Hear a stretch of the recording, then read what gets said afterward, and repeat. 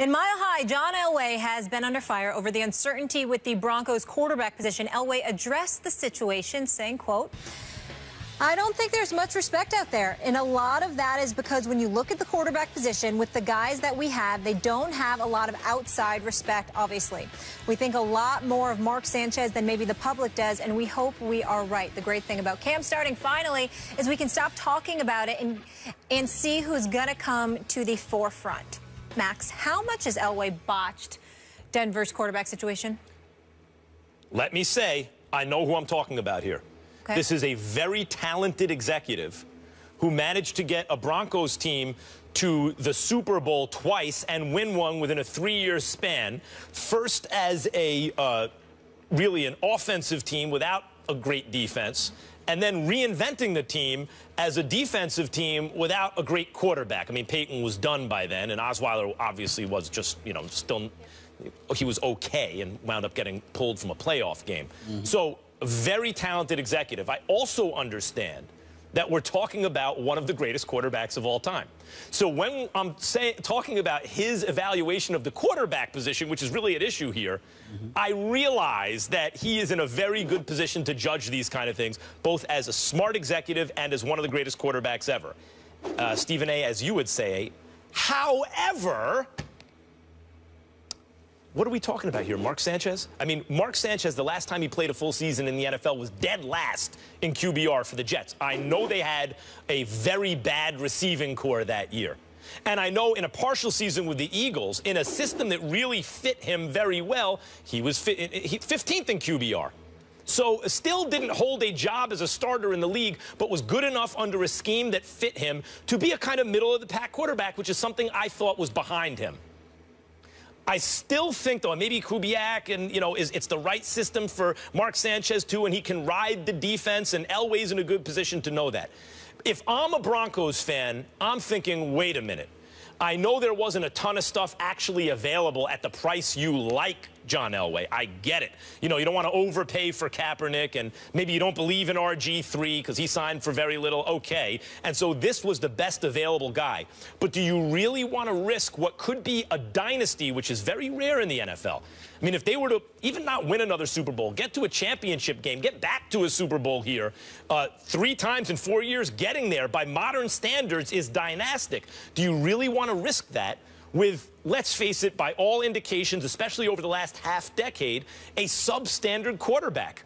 If I was a Broncos fan, I would not be happy about this. Well, listen, you shouldn't be happy about it, but you can't panic either. And the reason why you can't is because the only reason why we did not excoriate their starting quarterback last year is because he's one of the greatest quarterbacks who ever lived in Peyton Manning. 9 touchdowns, 17 interceptions.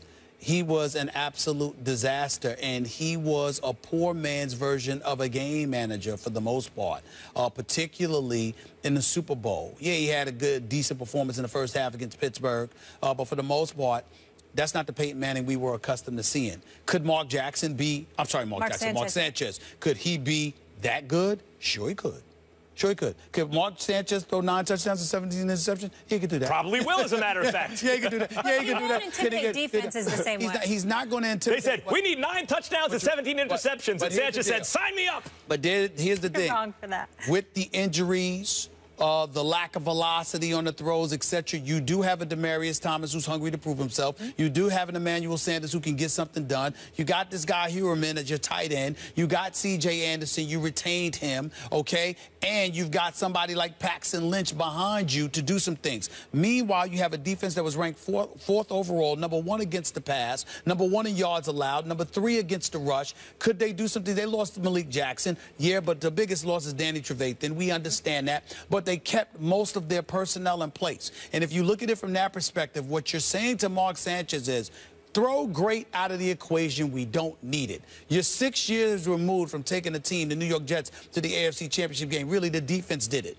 If you're looking at the AFC and you're looking at Pittsburgh, you're looking at New England. Sure, Denver could get knocked off, Kansas City, et cetera, but they could still find a way to be respectable. Quickly, this is a very good point you just made. When Emmanuel Sanders is your second best wideout, that's right. Yeah. I mean, that guy would be a legit lead wide receiver on at least, what, 10, maybe a dozen teams or more in the NFL, when previously Jeremy Curley was your best receiving target. Right. Of course, you're going to wind up dead last. When Emmanuel Sanders is second best, you have a chance to be much, much better. I would still be uneasy as a Broncos. Listen, I'm saying you could be uneasy, but think about it. The expectation is Super Bowl or bust, right? From the standpoint that we're the reigning defending Super Bowl champions.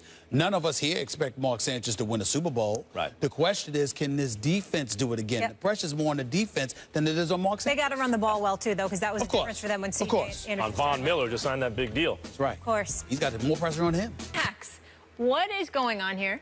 I mean, I have to assume that Chip Kelly is trying to light a fire under Colin Kaepernick.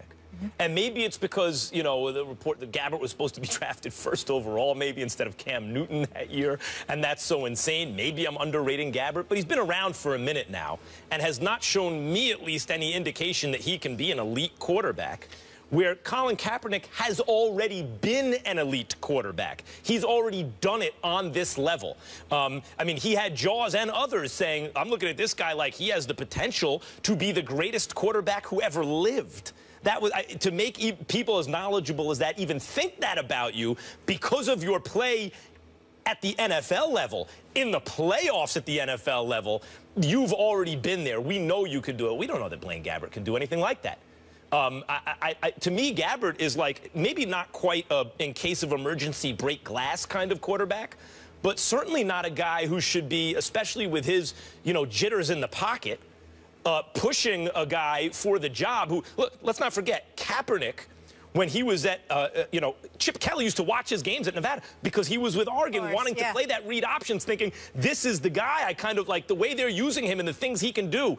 He was studying that guy and the system he was running, and he has him now. So very difficult for me to believe that already Chip Kelly is thinking about moving on from Colin Kaepernick, who seems to be the perfect quarterback for him. Well, I have to assume Stephen A.'s trying to light a fire here. Well, then you don't pay much attention to Chip Kelly. I respectfully disagree with you, Max Kellerman. I'm kind of figuring that you were in the sunshine in Southern California about 3,000 miles away, and you didn't want to pay any attention to any cold weather cities like Philadelphia, because I can assure you that this is definitely in Chip Kelly's makeup, his mindset. He is exactly the kind of dude. Yeah, he's trying to light a fire under Colin Kaepernick so he can run his so Colin Kaepernick will run his own behind out of town, as opposed to Chip Kelly having to do it for him. Keep in mind that this is the same Chip Kelly that gave Colin Kaepernick permission to sit up there and seek a trade, and Colin Kaepernick thought he was going to end up going to Denver, but he didn't want to take a pay cut, so he ended up back in San Francisco by default, which basically means to Chip Kelly that you really didn't want to be here, therefore I don't want you either, but since we got to pay you at least $11 million, the hell with it, I'm going to sit up here and keep you in uniform, but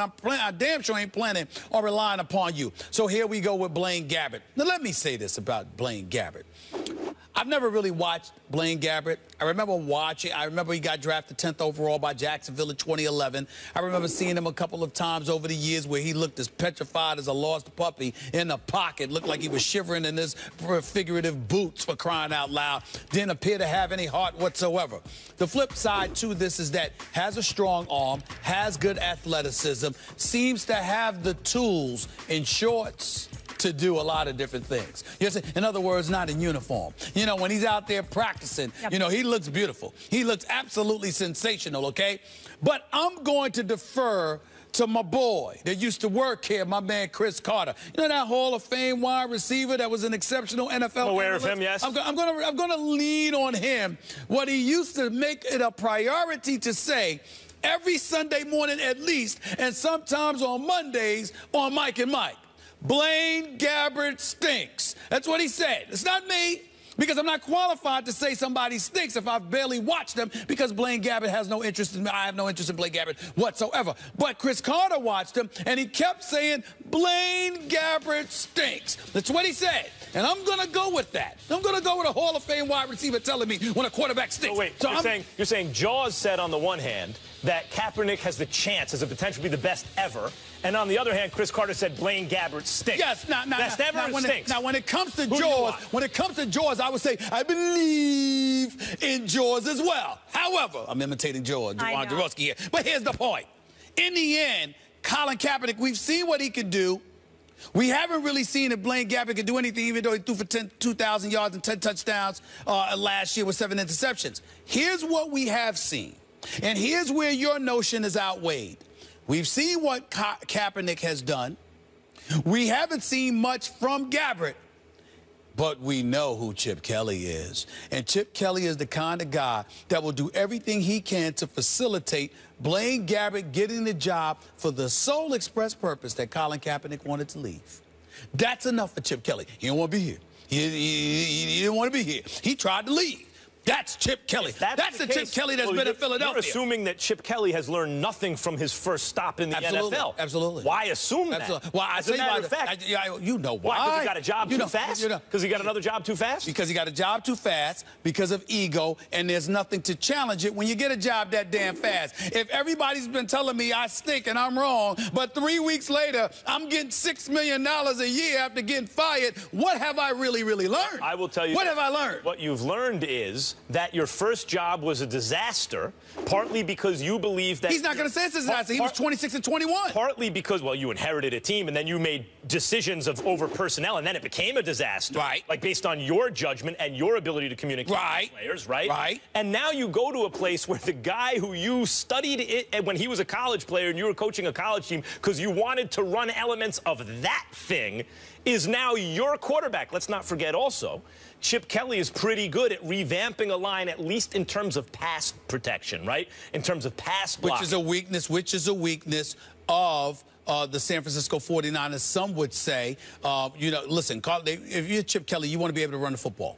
And can that offensive line create holes? You've got Staley, but then a bunch of supplementary parts that none of us really know of. You got Carlos Hyde, who can run the football, but his durability might be a question mark, okay? You got Chip Kelly, who may decimate his defense because they're so exhausted because of the fast pace in which he wants to play, and these guys having to make the adjustment to that could be an adjustment as well. There's too many question marks. I think it's a mistake. Who are you starting, Cap or Gabbert? Me personally, I'm starting Colin Kaepernick. Me too. You know why? Because he's better. And Chip Kelly, job on the line, just win on Sunday. This kind of mentality, in the end, he's going to go for the better player. If Chip Kelly starts Colin Kaepernick, it will be because of Colin Kaepernick's ability to run the football, and because Blaine. Throw it down the field. I'm just telling you what he would believe, and because of that, and because Blaine Gabbert hasn't shown him enough. But if Blaine Gabbert shows him anything, if it's a close fight in any way, he's going to give Blaine Gabbert. You're going to run the read option with a guy who's jittery in the pocket? Yep.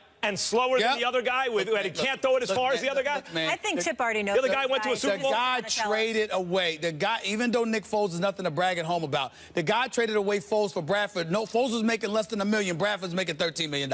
And trade him away. Not that Bradford's been really good. He's so much better than Foles. He did do some things for a season, though. Huh? He did do some things for a season. Foles one season with Chip's offense, but otherwise has been terrible. Yes, he has. Draymond Green has had to do a lot of apologizing this last couple months. It's no secret it's been a rough offseason for Green. After he was suspended in the NBA Finals, he lost in Game 7, was arrested last month following an altercation with a former Michigan State football player. Then yesterday, Draymond had to apologize again after posting a picture of his private region on social media.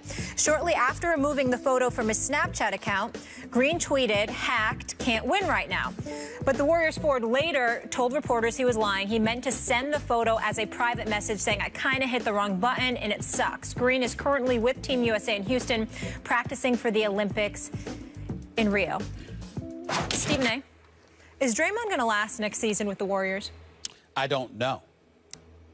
I don't know. Whoa. Right. When Stephen A. Smith says, I don't know if a guy is going to last with a season with the team, my first question is always, are you just kind of thinking about it, or is this based on stuff you're hearing? No, I'm thinking about it because of the people that I know within that organization. Let me say this. Yep.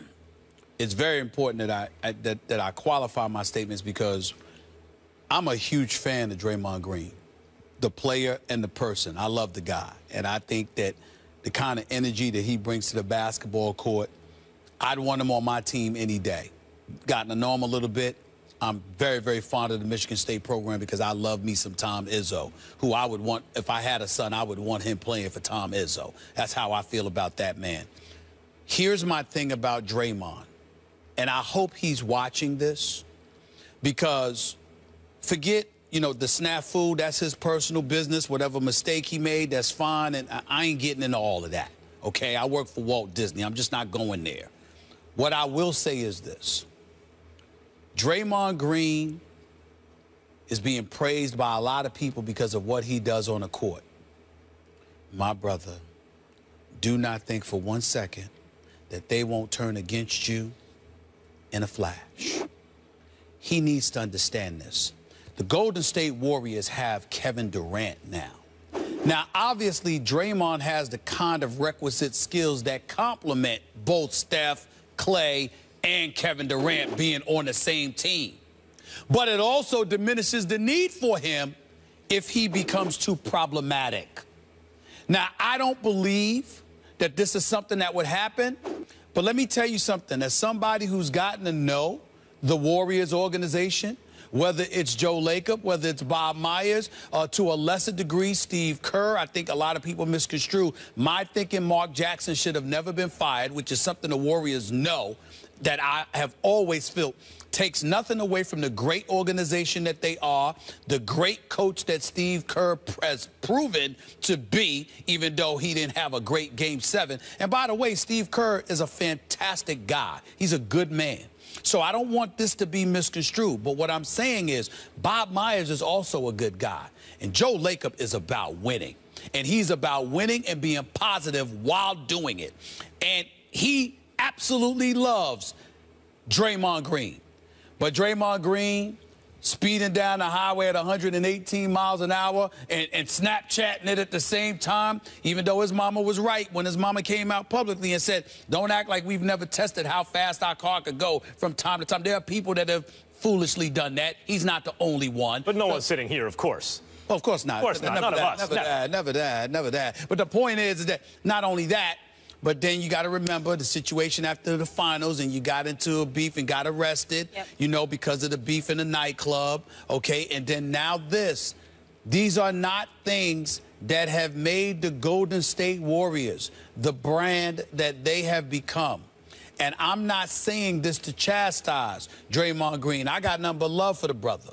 I'm saying this to warn him, and it's not to cast aspersions on the Golden State Warriors organization. I'm saying any organization, any brand, they can hug you, they can kiss you, they can sing Kumbaya to you, they can throw parties for you, they could do all of this stuff. At the end of the day, any organization that believes you are compromising their money and their bottom line because of image issues ultimately will turn on you if you're not careful. And that is the message that I want to send to Draymond Green. He's got to stop making the news for these reasons, which is why I said I don't know. Because the personnel that the Golden State Warriors have in place, Max, if Draymond Green finds himself continuously getting bad press, if there is one team that can actually afford to lose him right now, it's Golden State. I sincerely doubt they'll do it, but they could afford to.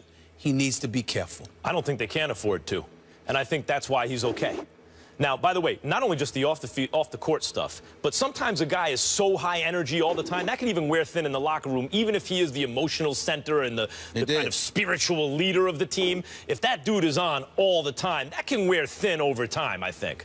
Well, you're right, because remember, during the halftime of the OKC Warriors game, he, you know, cussed out Steve Kerr. Yep. I'm here to tell you that Draymond actually got a bad rap for that because, you know, considering how he's the workman, you don't go into the locker room and isolate him and calling him out, which is how he took it, which is why he blew up. So I don't condemn him for that, but it was still bad press for Draymond. Draymond was almost the finals MVP. Let's not forget.